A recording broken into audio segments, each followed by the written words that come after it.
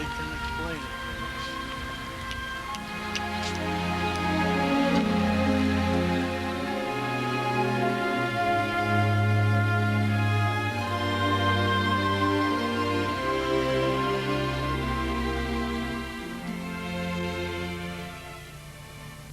Sergeant DiVernieri, I read that crime has gone up in Bronxville. What happened? Well, Frank, I think that, when we speak of crime going up, we have to take into account the specific crimes have gone up where others have decreased.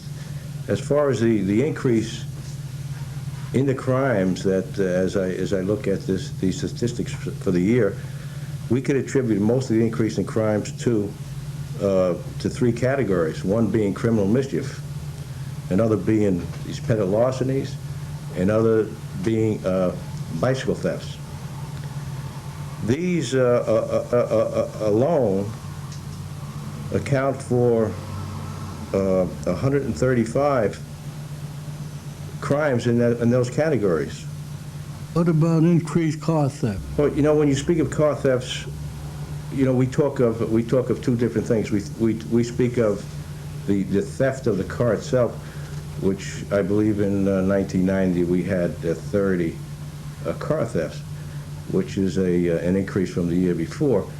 And with these 30 car thefts, in excess of 20 have been recovered. Which leads us to believe that it's no organized group that's coming in here taking cars and taking up stripping parts and all that. It seems like what it is people taking the cars for joyrides or transportation, and then they're abandoning them and leaving them behind. But that is on the increase, and of course, the biggest thing, and it's quite prevalent throughout the county, is these thefts from the cars to do with radios. What about the arsonist who was arrested recently? And Frank, that matter is still in court. If people are aware, there were a series of car fires over a period of time. And we set up a surveillance or a stakeout, however you want to define it, in targeted areas.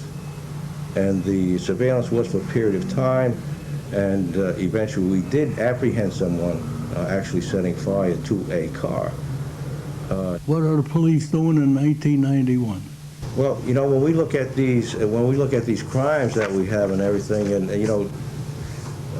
Chief Steinmuller has set certain goals, and for 1991, and hopefully we can be successful in obtaining goals. And what he has in mind, for one thing, is more of an emphasis on training when it comes time to as far as the police personnel are concerned, because it's believed that the more training a police officer has, whether it's practical or training involving the intangibles such as human relations or that type of thing, which really can't be measured, has to do with the day-to-day contact with the public.